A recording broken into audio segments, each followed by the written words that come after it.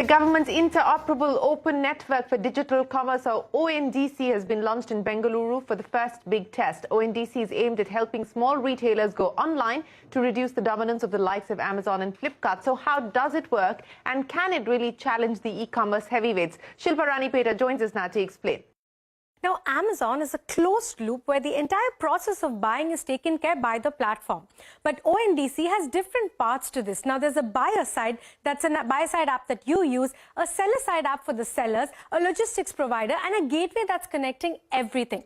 So say now you want to order a biscuit packet. Now you log on to the buyer side of the app like Paytm. You search for a biscuit. Now the gateway sends this request to the seller's side app where sellers have registered. Now they respond with all the sellers, of a list of all the sellers that are selling these biscuits. And this is displayed to you on the buyer app.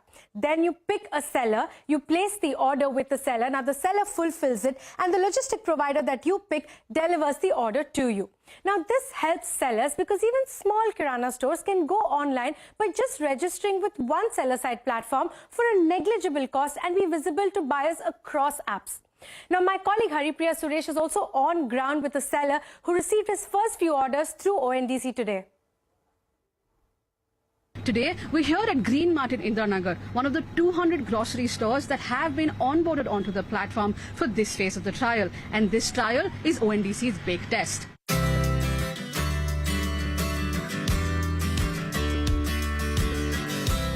Just by 10 o'clock only this was launched and we received 2 orders.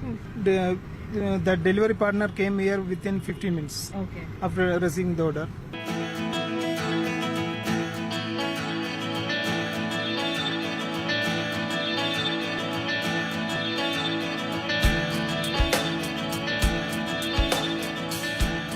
So once the order is placed on the buyer app, Paytm, our sellers who are listed on seller app, they get the order notification on their dashboard. And once they acknowledge the order and accept the order, so the store that we are at Green Mart received their first order today, and our delivery partner, Loadshare, came and fulfilled the order.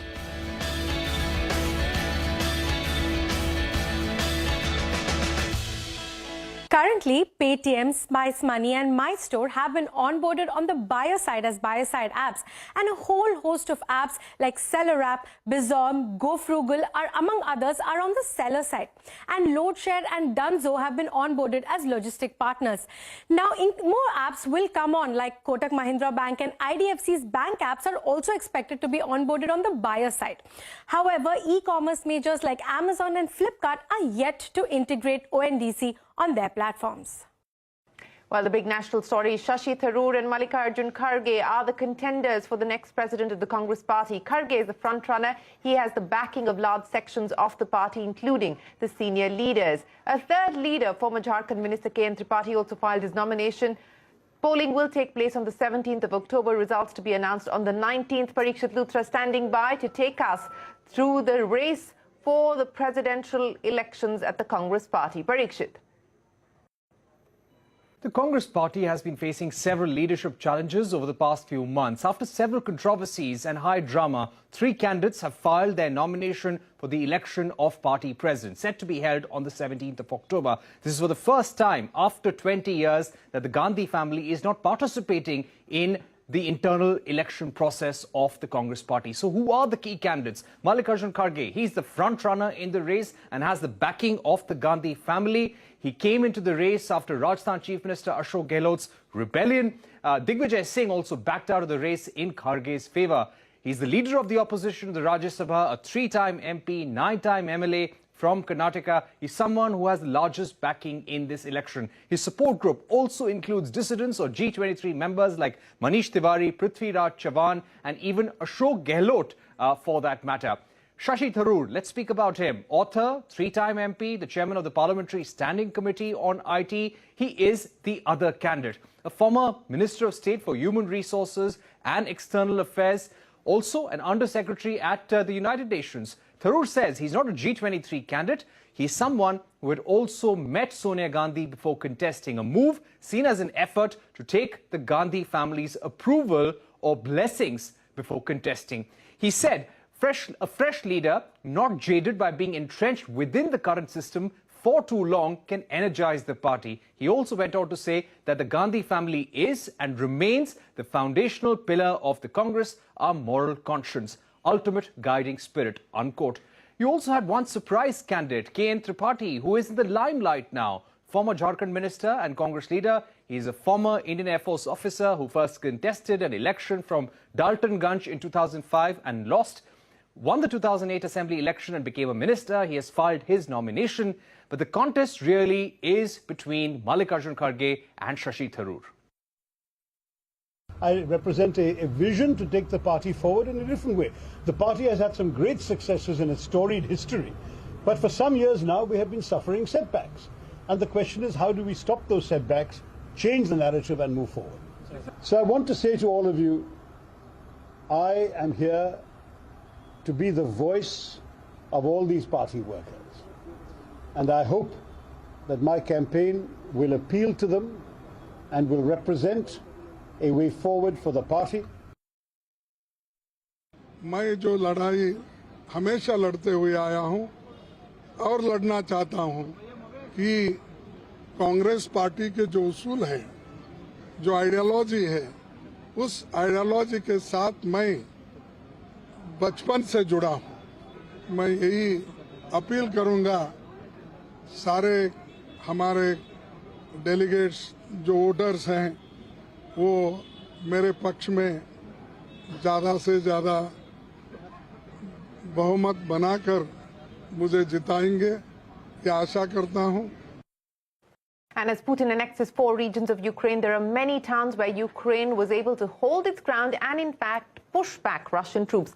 Kharkiv is one such region. But even as they are liberated, the horrors of the invasion looms widely across the town with a constant fear of Russia trying to attack them once again. Our colleague Sanjay Suri gets us the latest from inside Kharkiv. So are you feeling proud? Of course. Why are you proud? Because we're taking back what's ours. And was it a difficult fight? Of course. Kharkiv has been the most intense battleground of this war by far. It's been attacked, it's been shelled, struck by missiles again and again since the launch of the invasion on February the 24th. All that has appeared to have ended in Ukrainian victory now and the liberation of Kharkiv supposedly following a major counter-offensive by the Ukrainian military in early September.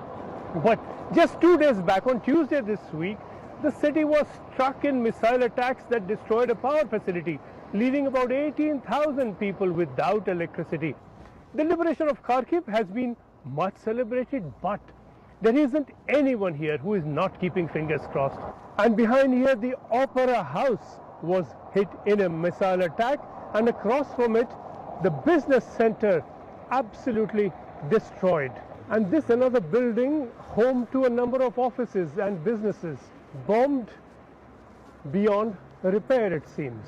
The most intense firefight of this whole campaign in Kharkiv took place here in the Soltivka area earlier in September. This is where Ukrainian soldiers launched that strong counterattack against Russians who were in the city. This is where Russians were cornered. They were cornered into a building, surrounded. They had to abandon a lot of their vehicles, their armored personnel carriers, their tanks, and they fled. This is the point, really, that has been the turning point of the Ukrainian offensive and their counteroffensive against the Russian forces so far. Well, horrors of Kharkiv there. Our colleague Sanjay Suri reporting from inside Kharkiv. That is a wrap on this edition of India Business Hour. Thanks very much for watching. Stay tuned to CNBC-TV18. We will bring you the action from the India Mobile Congress as the Prime Minister launches 5G services. Of course, all the telecom operators will be there in attendance. That and more coming up for you tomorrow morning here on CNBC-TV18. From all of us here, goodbye. Thanks for watching.